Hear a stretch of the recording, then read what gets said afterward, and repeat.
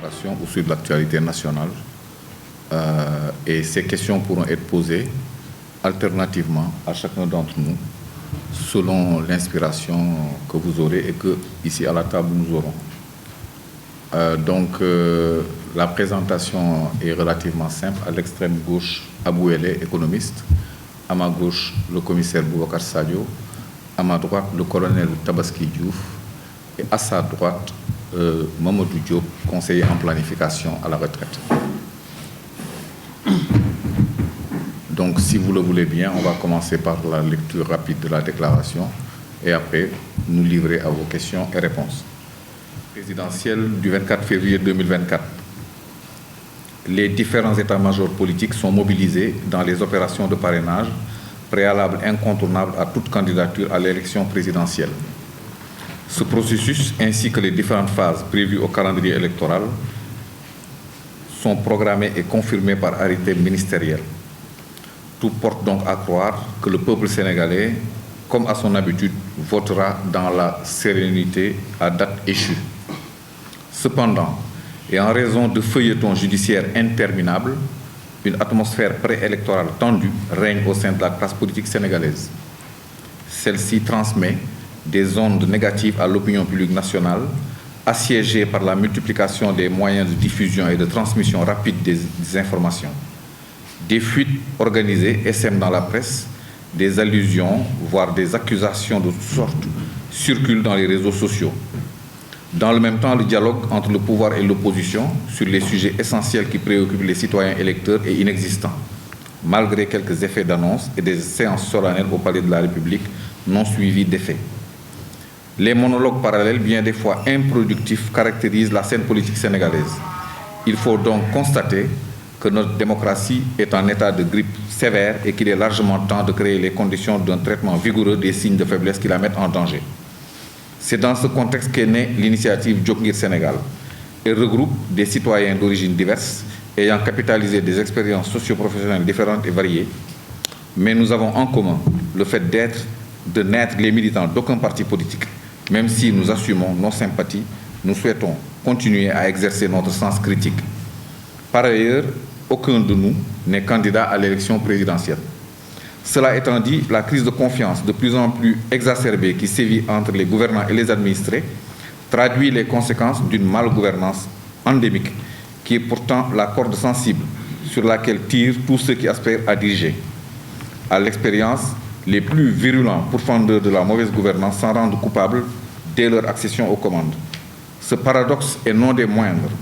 doit être résolu par le renforcement des institutions et corps de contrôle, en amont comme en aval de l'accès à l'exercice de mandats électifs. De la déclaration préalable de patrimoine à l'audit régulier et aux inspections systématiques, les serviteurs de l'État et de ses démembrements doivent être irréprochables s'ils veulent inspirer respect et confiance aux usagers, en plus de donner le bon exemple au secteur privé national et international. Ainsi, notre première attente à l'endroit des futurs candidats à l'élection présidentielle de 2024 portera sur un engagement ferme sur la restauration de l'état de droit, la bonne gouvernance des ressources publiques et l'administration saine de la justice tant chahutée ces dernières années. Dans ce contexte, un rappel de la responsabilité toute particulière des organes et professionnels de la presse est nécessaire et impératif. Quatrième pouvoir, comme il est courant de l'entendre dire, la presse est un recours pour la défense de la démocratie lorsqu'elle enquête et vérifie des allégations de mauvaise gouvernance. Elle joue son rôle de prévention lorsqu'elle met en lumière les risques de préjudice susceptibles d'être causés à l'intérêt général en diffusant à temps la bonne information. Or, il semble que des dérives de plus en plus patentes soient notées dans le champ médiatique sénégalais. La création tous azimuts de journaux saisonniers ou de chaînes de radio et télévision via Internet, qui sont autant d'espaces propices à la prolifération de lobbies de toutes sortes, sert de courroie de transmission d'une forme de corruption qu'il va falloir juguler. Pendant ce temps, des sujets cruciaux pour l'intérêt supérieur de notre nation sont absents du débat public. À titre d'exemple, prenons ce qui concerne les revenus issus de l'exploitation des ressources minières et pétrolières et leur allocation aux collectivités territoriales. À la page 128 du rapport ITE de 2021, il est indiqué ce qui suit, je cite, « Dans la pratique, 2 arrêtés de transfert ont été établis respectivement en 2011 et 2017. Selon les deux arrêtés, le montant total à verser aux collectivités territoriales était fixé à 7 640 millions de francs CFA, représentant les recettes entre 2010 et 2015. Toutefois, la formule du calcul du montant alloué n'a pas été précisée. Par ailleurs, nous comprenons que les deux arrêtés précités n'ont pas été exécutés. Par conséquent, aucune affectation au fonds de péréquation n'a été opérée. Fin de citation. Ça, c'est dans le rapport de l'ITIE disponible sur son site Internet. La question est de savoir où passe cet argent qui était destiné aux collectivités territoriales depuis des années. Tous les rapports de l'ITIE, année après année, disent la même chose. Ces rapports sont disponibles en ligne, comme je vous l'ai dit. Un suivi du cours de cet argent destiné aux collectivités territoriales serait important, ainsi qu'un audit des allocations passées. Ont-elles été effectivement versées? Quel usage en ont fait les collectivités territoriales destinataires? Avec quel impact significatif sur le mieux-être des populations? Telles sont les questions que nous posons aux autorités en charge, en demandant à la presse de faire son travail d'investigation pour éclairer l'opinion nationale nañu jóg ngir Sénégal. Voilà. C'est le résumé un peu di fàttali rek li ñu tax a jóg moo di am taxawaay ci dëkk bi ngir saytu ñi ñu jiite naka fas yéene waxtaan ak ñi bëgg laaj réew mi fan lañ ko bëgg jëme ak yan pexe ak yan jumtuwaay loolu moo sabab jóg ngir Sénégal taxaw tey benn laaj dañu laaj ci lu jëm ci alal boo xam ni rapport ITIE boo xam ni kuréel la boo xam ni Eva Marie Coll moo ko jiite rapport boobu fësal na ne am na ay at compagnie minière yi suñu defee seen liggéey dafa am benn fonds boo xam ni dañ ciy verser alal boo xam ni collectivités territoriales yi ñoom lañ ko war a reverser ngir seen développement ngir suqali gox yi nga xam ni yi peut-être seen loxo jotu seen diggu gannaaw rapport bi nag fësal na ne alal boobu de mosuñ ko verser collectivités territoriales yi bokk na ci suñuy laaj nañ ñu leeral loolu balaa ñuy gën a sori ak ñiy bëgg laajte réew mi ëllëg nañ ñu wax naka la ñu nar a gérer mbir yu mel noonu. li ci des mooy samay naataango ku bëgg a yokk dara ci li ma wax ci français mbaa ci wolof ñu jox ko kàddu tour de table après su fekkente ne am ngeen laaj yoo ne ñu bëgg a laaj ñu jox leen kàddu gi. da nga am sax xalaatu bopp boo xam ne xëy na sax ni réewul méngoowul ak sax xalaatu morom mais am na loo xam ne moo ñu boole loolu ñu boole effectivement lañ jëlee ñu tënk ko nag ci ay kàddu moom la colonel bi jàng léegi donc nous sommes dans la politique parce que nous nous intéressons nous nous intéressons à la vie publique nous nous intéressons à la marche de ce pays-là et effectivement bëgg nañ nag ci côté boobu nag kenn ku nekk ci expérience individuelle bi nga am ñun ñëpp ñu boole sur expérience politique ñu seet nu ñuy dimbali askan bi pour que effectivement élection yi di ñëw parce que loolu moo ñu gën a tax a jóg mooy élection yi di ñëw dafa am importance ak solo soo xam ne bëggatuñu Sénégalais léegi ñu leen di nax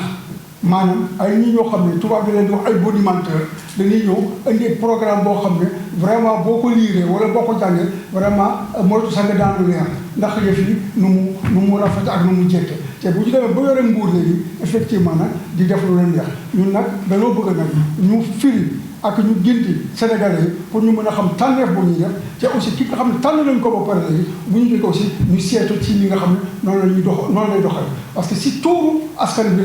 lay yore réew mi donc nit ñi nañu nangu ni président de la république day koo xam ne dañ ko dénk rek dañ ko abal li nga xam ne moom la askan bi moom donc askan bi am ngeen droit effectivement vraiment di seetlu li nga xam ne moom lay liggéey ñun rôle boobu nag dañ koy jouer avant élection yi mais dinañ ko jouer aussi avant xëy na après les élections bon ci candidat bi nga xam ne nag dañ koy tànn